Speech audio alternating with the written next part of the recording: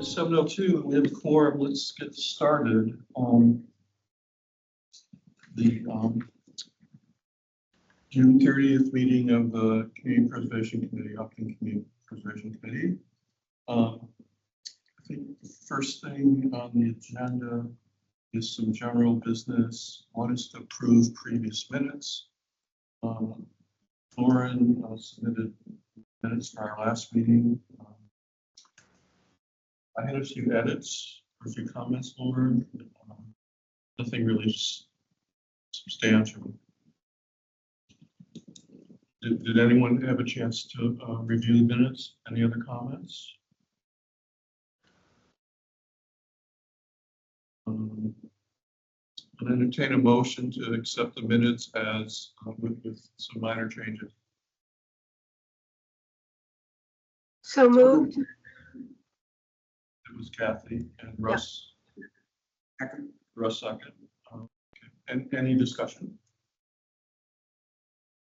Hearing none. Voice vote for approving the minutes. Mike, aye. Russ, aye. Kathy, aye. Brittany, aye.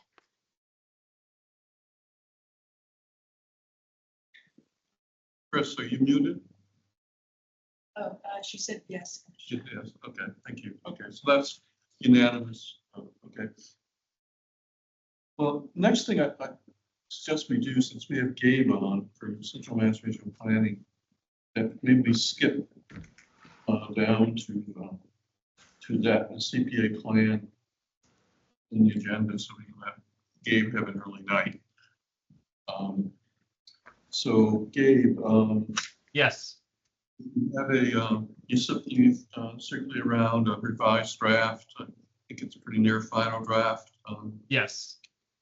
Gabe and I have worked on it over the last month or so to make some edits.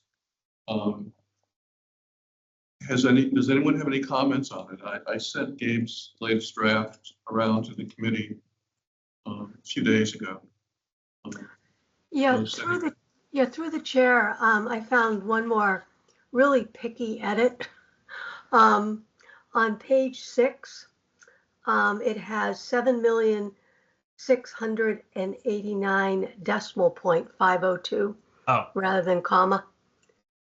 I was so confused. I was reading. I said, no, it's got to be more than that. Thank you. Yeah, just fix that.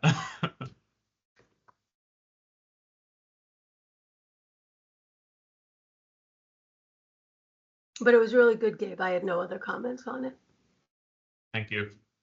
And thank you, Chris. Chris also is happy with it.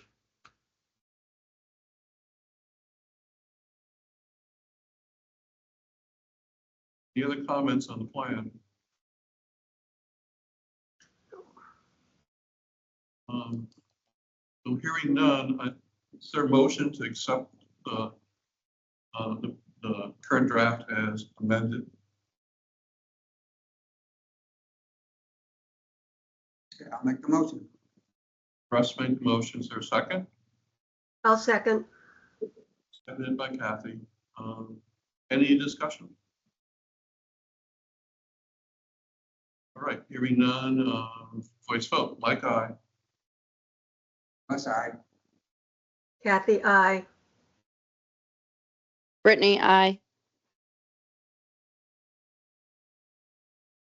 Chris, did you chat?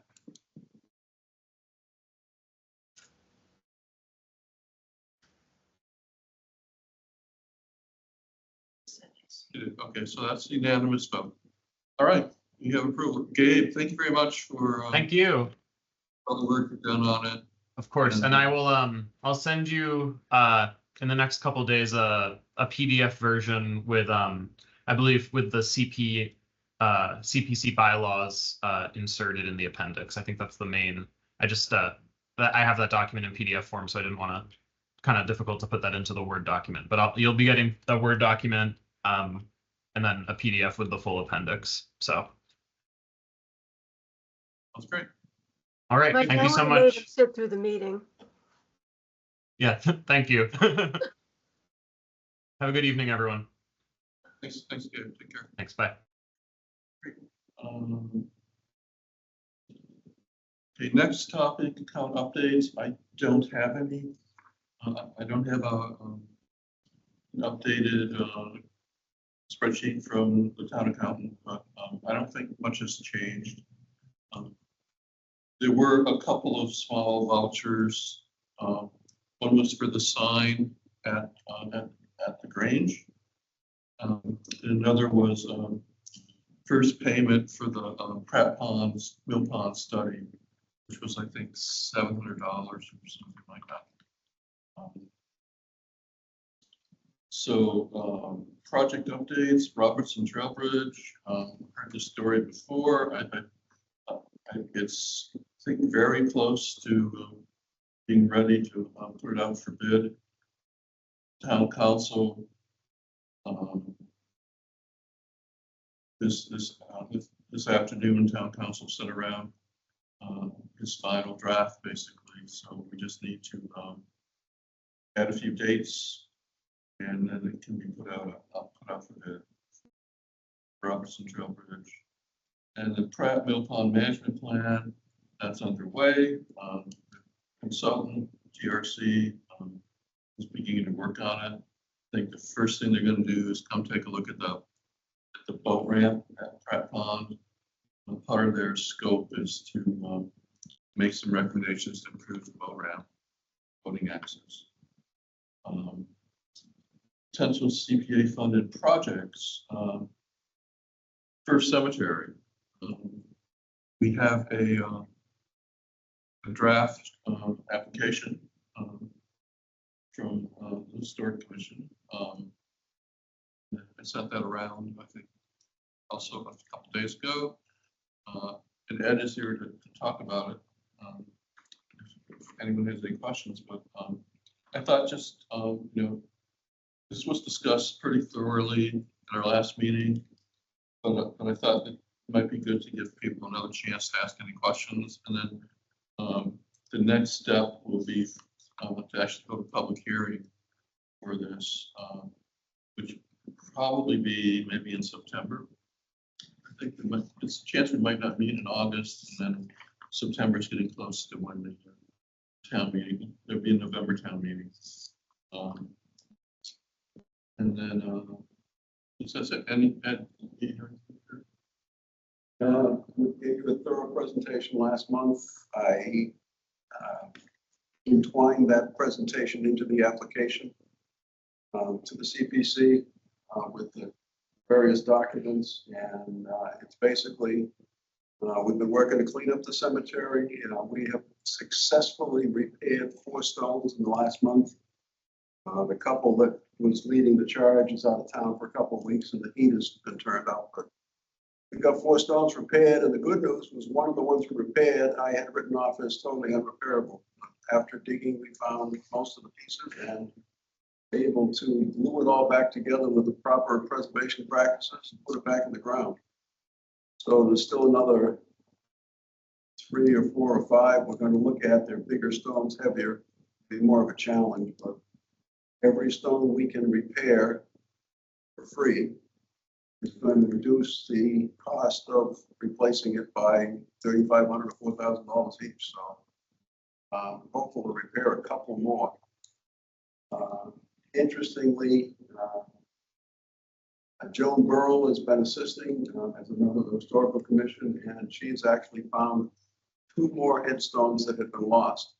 One was buried under several inches of pine needles, and the other we found in the ground, completely buried. Unfortunately, the whole top is gone, so we don't know whose stone it was. Interesting finds in that cemetery. So there's no changes from my presentation last month, other than we started doing repairs, and as the weather permits and people are available, we'll do some more probably this fall. See if we can't get 3 or 4 or 5 more repaired. Thank you. What's the estimated cost? The estimated cost stays the same as last month at $125,000. If there are any monies left, we would probably move over to Radish and repair 1 or 2 or 3 stones, whatever money allows. But it's early to predict where it's all gonna go. This project is supported by the Historical Commission. Yeah, the Historical Commission voted to send me here as a representative, so they're behind the project 100%. I've got Joan working on trying to find any more articles at the Historic Society to help us write a history of the cemetery. Several people have written pieces of it over the last 70, 80 years. We're trying to pull that together, and Catherine Worsham is working on the booklet that I started on the genealogies of each of the individuals. I think I identified 14 or 15 where we can't determine who their parents were, where they came from. So she's trying to work on that and see if we can figure out where a few more people came into Upton from, which will be an interesting history for people in the future. Thank you. Through the chair, I have a couple questions. First, who is speaking? I can't see you on the remote. Ed Phillips, 35 Oak Drive. Oh, okay. Hi. Yeah, and I want to apologize for missing the last meeting. My daughter dropped by and I totally forgot about it. So I do apologize. I also wanted to just say I'm really, really excited about this. I remember going there when I was a child, and it's just a really magical place. But I did have a question. Has there been any thought about putting like cameras, like wildlife cameras in there? Because when I was reading the presentation, it did say that last time repairs were made, vandals came in and trashed the stones again. And I was just wondering if that might be a possibility. It can also pick up ghosts. That was a joke. Well, actually, what we do know is that vandalism was done in the 90s and repairs were done after the vandalism, not before. Oh, okay. Yes, cameras are on the list of things to investigate this fall and this winter to see if we can find some satellite-based trail cameras or something like that that could be installed there. Maybe a feed to your house or the police department. I don't know. But yeah, it remains a concern. Hopefully a new gate, which is on the list, will help somewhat, because right now it's just way too easy to get in there. We don't want to stop people from visiting it, but we want to stop the random persons from wandering in there that shouldn't be in there. There's no easy solution to that, but so yeah, it's on the list of things to look into. Thank you.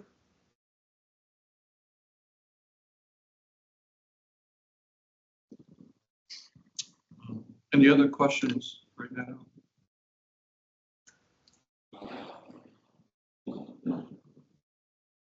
All right, so thank you. I would actually think about this. I would actually make a motion that we tentatively schedule a public hearing for the first cemetery project during our September meeting. There's a second. Second. Been seconded. Any discussion? Hearing none. Mike, aye.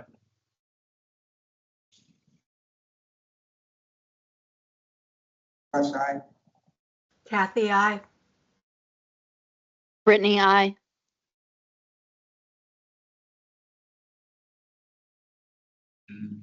Chris, check. Okay, great. Coming by today, the work you're doing on this. Thank you. Hopefully a lot of people are appreciative when it's done and it looks fantastic. We've got a lot of work to do before we get there. Great project.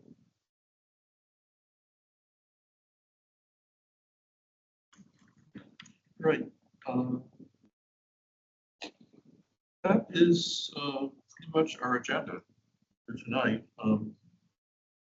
There's one unanticipated topic I just want to throw out there.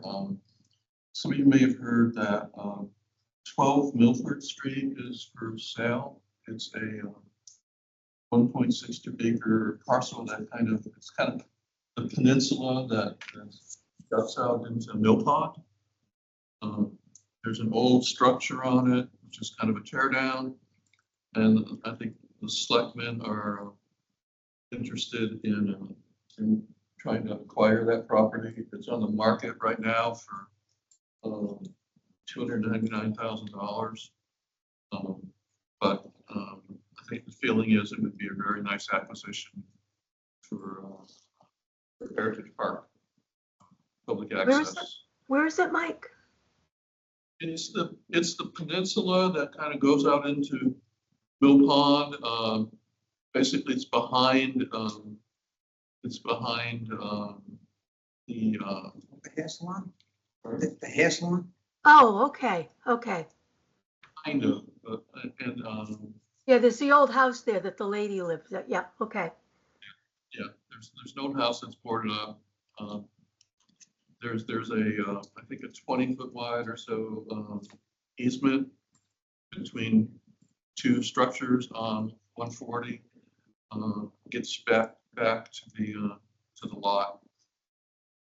But anyway, the reason I'm bringing it up, there's a chance at some point the selectmen may be coming to the CPC for funding. That's, very early in the project, but it's possibly that they may ask for CPC funding. Is it contiguous to any open space in town, or is there access to it, or do you have to go through the salon's driveway?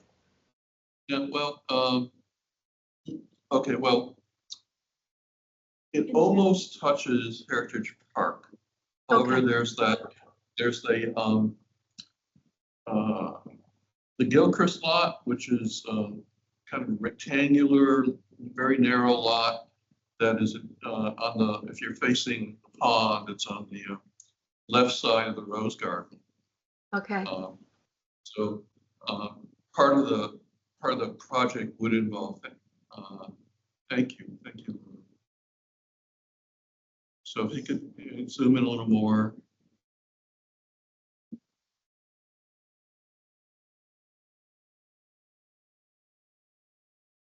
So that's the lot that's for sale. The one with, you move your cursor over to the left of it.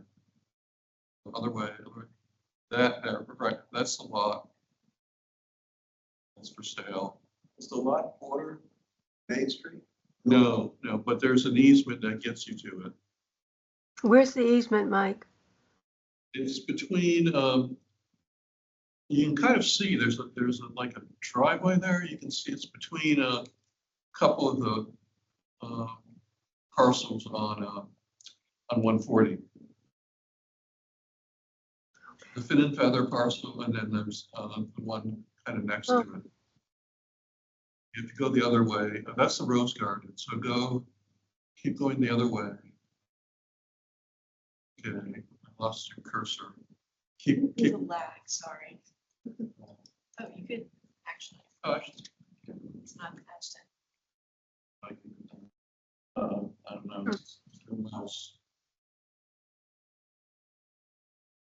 Would you be looking at it as an access point for like canoes and stuff to go into that pond, or For what? would you be looking at it as an access point for boat, Yes, canoes, and kayaks to go in?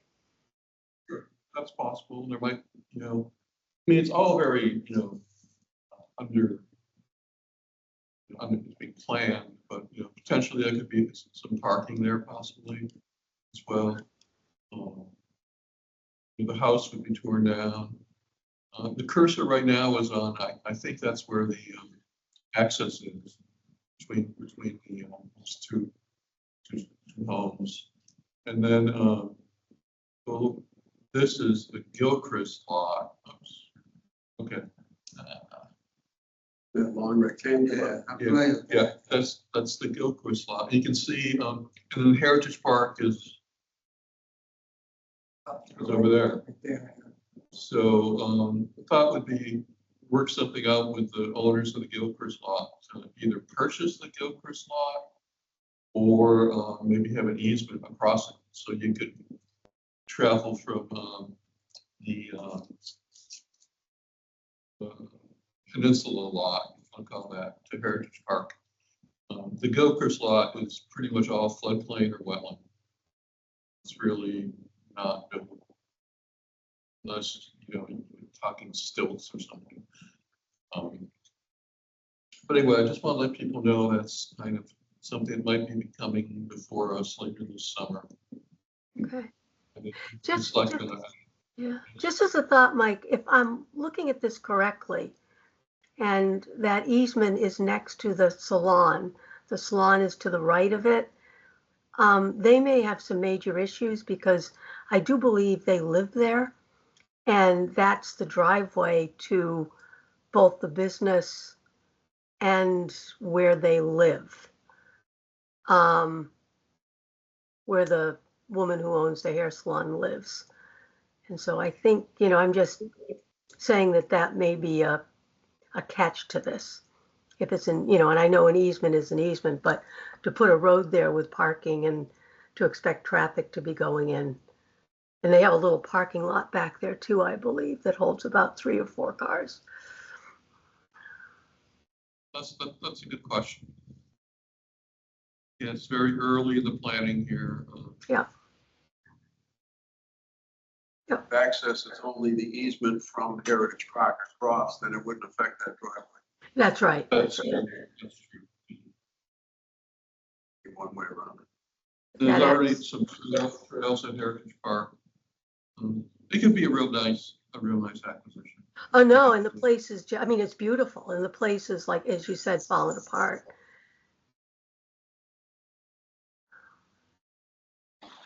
You know how old that house is? It's on the lot. Does anybody know?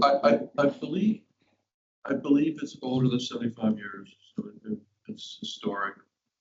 So it'd probably be subject to the bylaw, the demolition bylaw.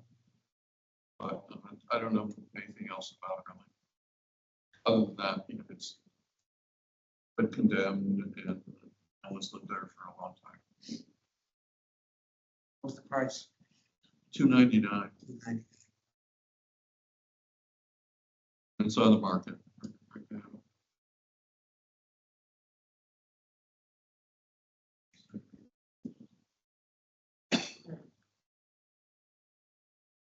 Any other questions about this or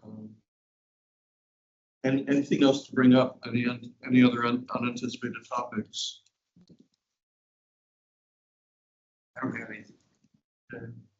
Ernie, so I mean, just real quick, and it's not really, it's sort of a CPC thing, but Linda Gay's been posting about the little book, you know, little free library that was put at the, you know, it's on Fowler Street, and it's called the District 9 Schoolhouse Library, and it's designed like the schoolhouse was. And, you know, she did it to complement the property, the District 9, you know, conservation area, which the CPC was instrumental in funding and make possible. So I just think that's a nice little addition to the town and, you know, to the District 9 schoolhouse property. so you said she's got a booklet. She had a little, like, you know, the little free libraries people put up.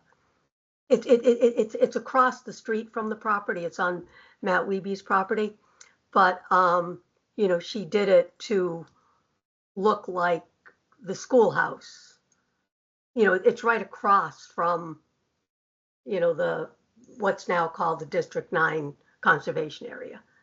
It's on the other. It's on the other side of Fowler Street. Fowler. Okay. Yeah. Oh, look for that. Yeah, and she has really nice books in it. I took 2. She had really nice books in it. Neat. SVT is still doing some work there. I think they might be here this week.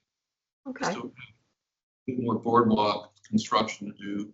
And then I think sometime this summer, SVT would like to have kind of a ribbon cutting. Yeah. For the property. But I don't think there's a date yet. But certainly when there is, we'll let everyone know. SVT's done a tremendous amount there, getting the trail system up and running.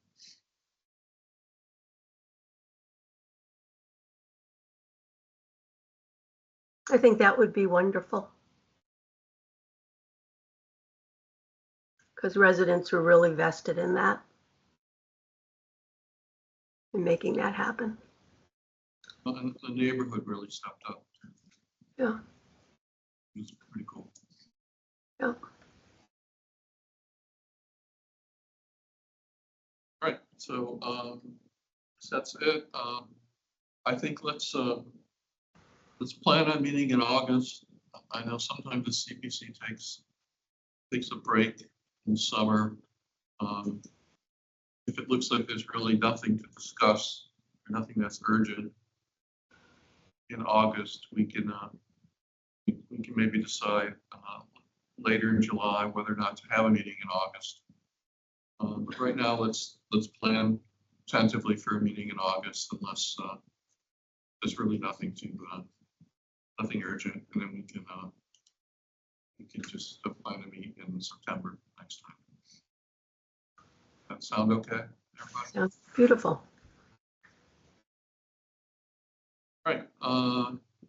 Motion to adjourn. So moved. Second. Russ seconded it. Okay. All in favor? Mike, aye. Aye. Hi. Thanks, everybody, for coming.